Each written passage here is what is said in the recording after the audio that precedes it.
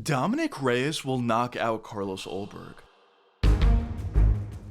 You had so many losses in a row. Give me your thoughts on what was that like for you? Man, my faith in the Lord Jesus Christ, my faith in myself and my family, it kept me grounded, right? It kept me here. And I'm still here fighting. Anything's going on in your life, guys, just keep fighting. Never give up. You go down, get up again. Just keep going, baby. There are brighter days ahead. Jesus has your back. I love all of you. Welcome back, the Devastator, Dominick Reyes. In this last fight, I got to see that everything I'm doing is exactly what I need to be doing. I'm right on track. I need the belt. That's it. I need to show the world that I am still capable of all this, show myself that you are a champion, and then there's nothing left to prove. One more in the title. Let's go. With Carlos vs Dominick set for the main event of UFC Perth, a lot of fans are siding with Olberg. But I'm here to tell you the signature Reyes is back, and he's going to not only get past Olberg, but he's going to find a finish as well. But before we get started, my name is JuicyMMA. I make opinionative MMA content, and if you guys are enjoying the content, be sure to hit that subscribe button, as only around 10% of you guys watching are actually subscribed. And also, if you guys are enjoying the content and want to support the channel, be sure to hit that join button for members-only live streams, videos, alongside with other perks as well. But anyways, let's get into it.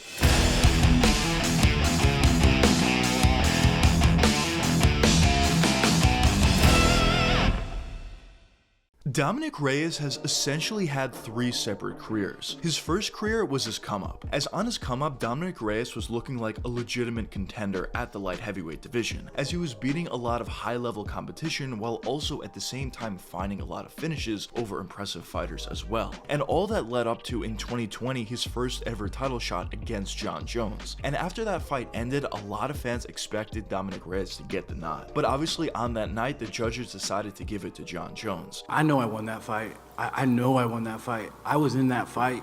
I made Jon Jones look like just a man. And unfortunately for Dominick Reyes, after that close loss to Jon Jones, he went into his second career, which was his fall. As when you look at his next three fights after his Jon Jones fight, he got knocked out 3 straight times by Jan Blachowicz, Yuri Prochazka, and most recently against Ryan Spann. And after those 3 straight KO losses, a lot of fans were writing off Dominick Reyes, as although at one point he was having a lot of success in the UFC, at that point after 3 straight KO losses, a lot of fans were just thinking Dominick Reyes was very close to retirement.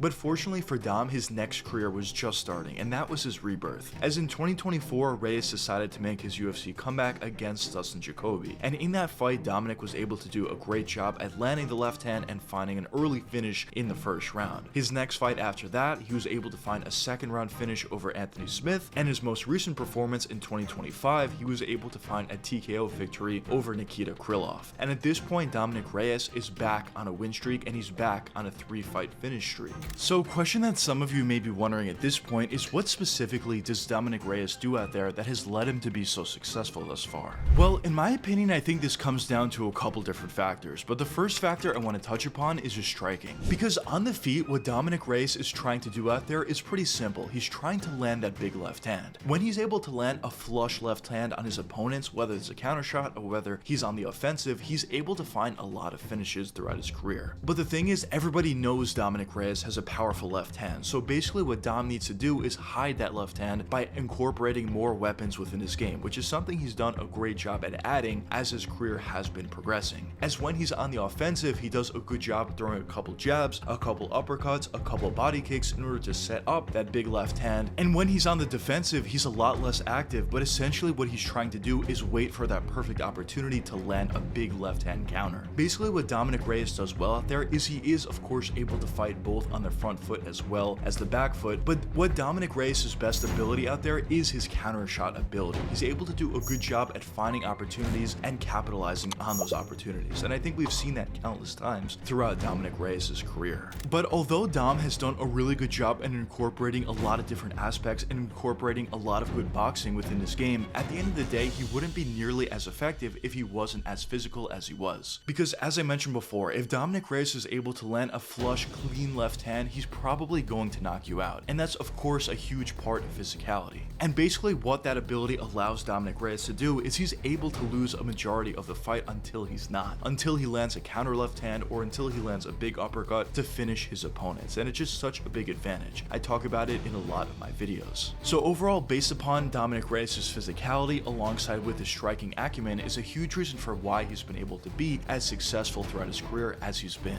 But a question that some of you may be wondering at this point is why specifically do I think Dominick Reyes is going to knock out Carlos Ulberg? Well, in my opinion, this comes down to a couple different factors, but the first factor I want to touch upon is with Carlos Ulberg himself. As when you talk about Carlos, he definitely does do some things pretty well out there, as he has pretty decent footwork, he has good leg kicks, he has good jabs, and at times he has a nice right hand. But for the most part, I wouldn't consider Olberg to be the most dangerous fighter in the world. And when you look at Dominick Reyes, some of the guys that he had a lot of trouble with, they were guys that were very dangerous. Whether you talk about Jan Blachowicz, whether you talk about Yuri Prochazka, or even whether you talk about Ryan Spann. All three of those losses that Dominick Reyes had was due to the fact that his opponents were just very dangerous and they were able to land huge shots on him. But when you talk about Carlos Ulberg specifically, although he could find finishes over certain opponents, for the most part, I wouldn't consider him to be the most dangerous opponent ever. And because of that, I do think Dominick is going to be able to get his game going a little bit more. As if he is on the back foot, I think Dom is going to feel a lot more comfortable in those situations, and if there is any sort of opportunity to throw a big left hand, a big counter left hand, he's going to be able to utilize it and land it clean. As Carlos Ulberg definitely does overextend on a couple shots at times, and I do think a guy like Dominick Reyes would be the guy to take advantage of that. But if Dominick Reyes is on the front foot, at that point, I think he's going to do a great job at utilizing his jab, utilizing his uppercuts, utilizing his left straight, as well as his body kicks. And overall, as the fight does progress, I think there's eventually going to be a big opening for Dominick Reyes to land a big counter shot. I wouldn't be surprised if Carlos Ulberg is doing the better work for the most part in this fight, but Dominick Reyes finds a beautiful counter shot, or Dominick Reyes finds a beautiful uppercut and finds a finish not too long after that. I talk about this a lot in my videos, but if one guy has significantly more power than the other, it's such a huge advantage for that fighter. And in this fight specifically between Carlos Ulberg and Dominick Reyes, I do believe Dominick Reyes has a significant power advantage in this one. So if I had to give my official prediction for this matchup, I would be leaning with a Dominick Reyes TKO or KO in round 3 or 4. I think early on, as I touched upon before, Carlos Ulberg is probably going to do the better work.